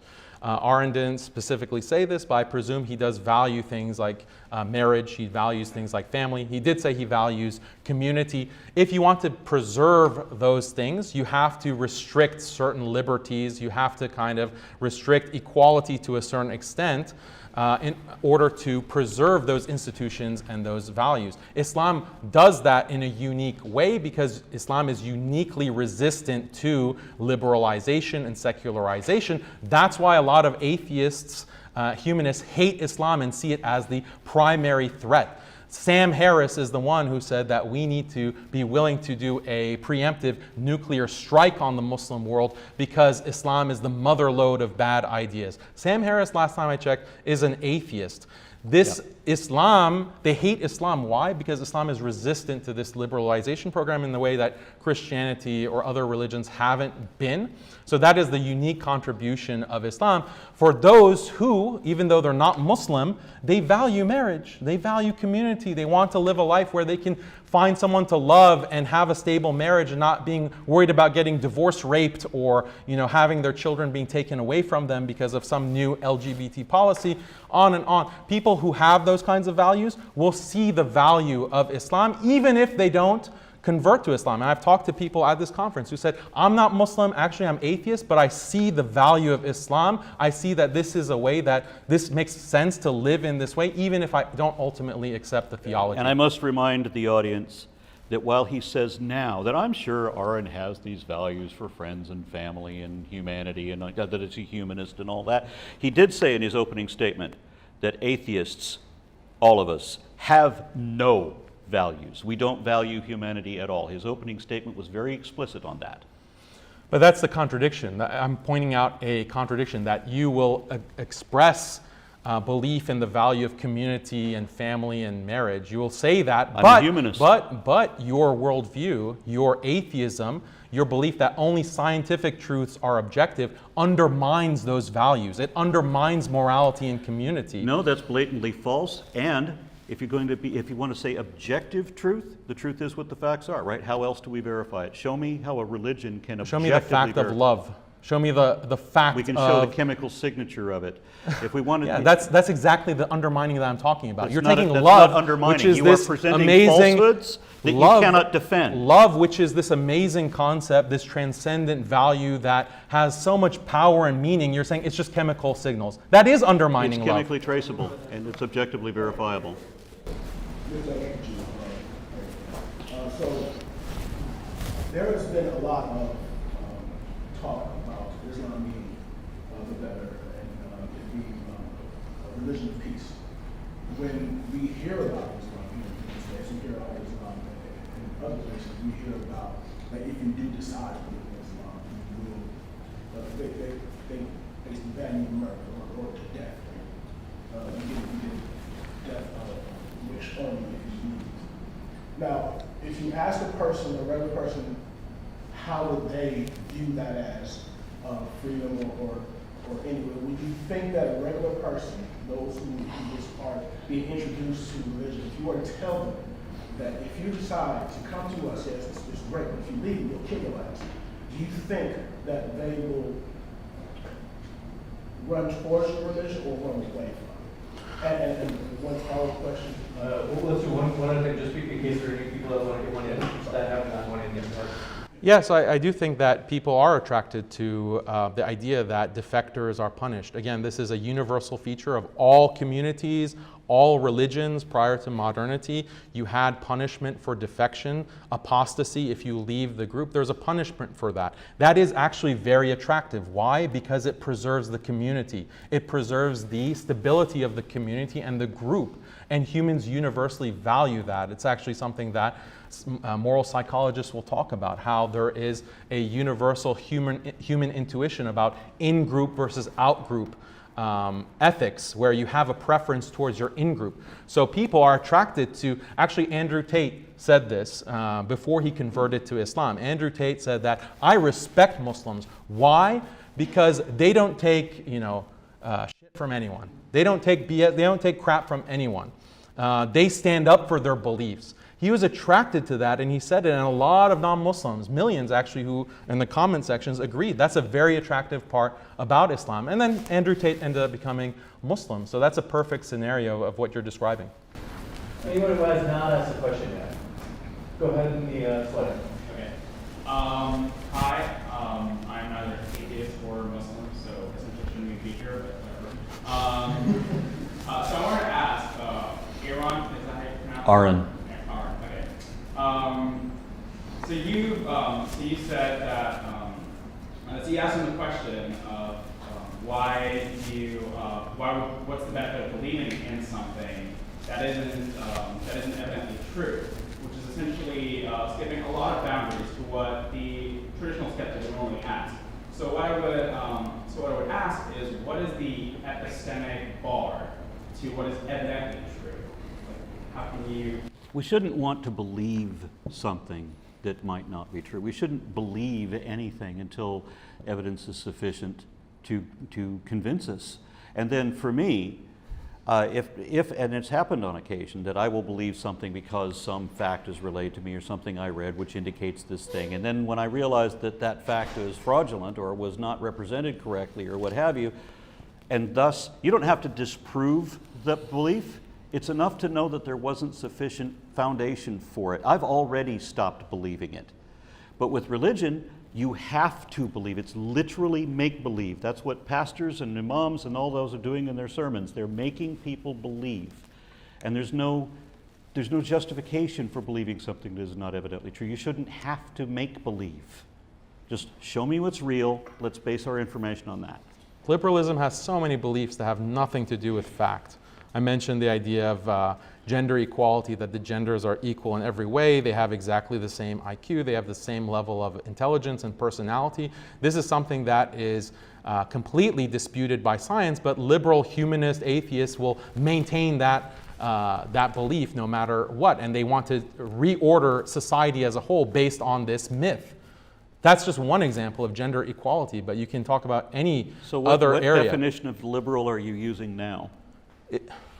Is it look, I define what liberalism is, but if you don't think that it's a liberal belief that the genders are equal and have equal intelligence, let me know. With that, I do want to say, let's give a huge round of applause for our guest.